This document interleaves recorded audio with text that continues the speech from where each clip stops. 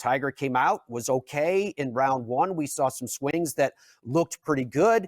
And then in the second round, he had to withdraw because he was not feeling well. This is what Tiger sent out to the world. He said, I would like to confirm that I had to withdraw from the Genesis Invitational due to illness, which we now know is influenza. I am resting and feeling better.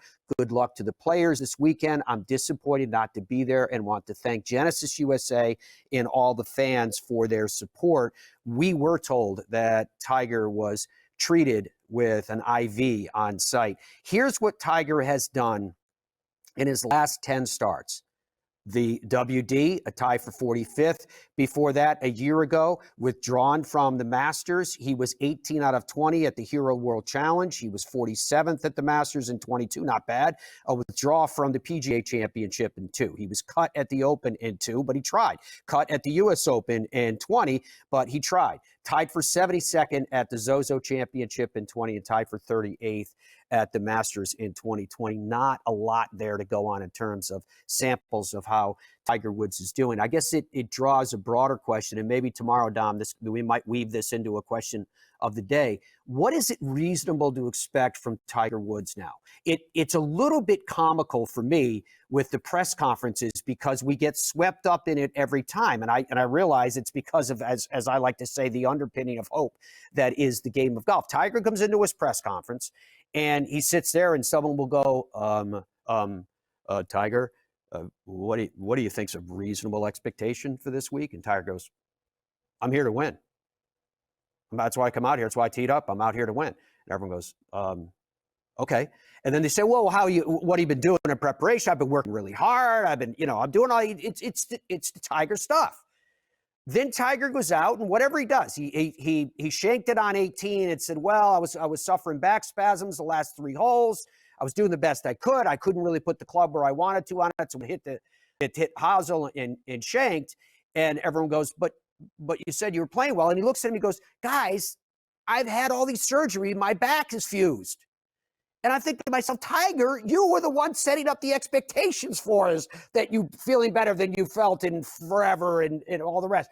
And from that standpoint, I am amused by that. But why does that happen? It happens because we all want to see Tiger play well. It's the hope that this will be where lightning is in the bottle once again. But is that a reasonable expectation for Tiger Woods? I know that he would bristle at the thought that he's a ceremonial golfer, but getting a chance to see one of the GOATs of the game, if not the, hit a golf ball in any scenario, I mean, from my perspective, I think that's pretty cool to be able to get that opportunity. And I respect the fact that for Tiger Woods, he wants it to be about so much more. Now, with Jordan Spieth, it also came on that same Friday. It was quite a Friday of news for the Genesis Invitational because he signed for a 72.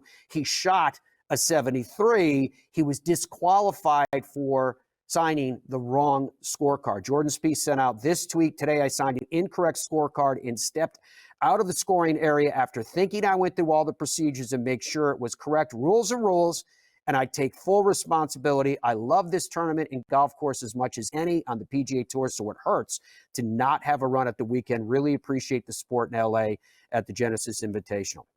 So for Jordan Spieth, when that happened, there was a tremendous amount of support that was absolutely outpouring from all corners, including on social media.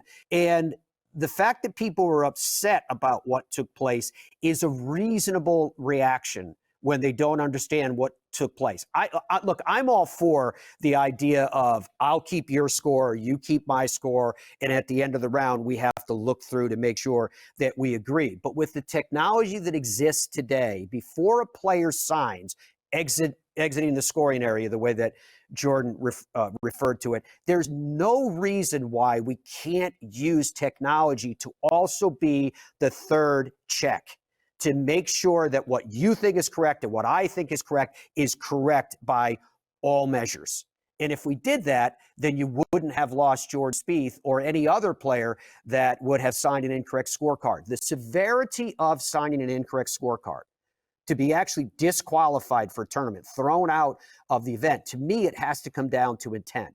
I think anytime rules are applied in any sport, it has to come down to intent. What is the intent of the individual in signing for a wrong scorecard, signing for a score that was lower than what they actually shot? If it's so severe that you're disqualified, that tells me that the assumption of intent is that you were trying to cheat, that you were trying to post a lower score than what you really had. In this case, it seems quite clear that was not the intent. What actually took place was a human mistake, and human mistakes can be helped by using technology to say, wait a minute, guys, you got this wrong. Let's make sure that we get this correct as we move forward.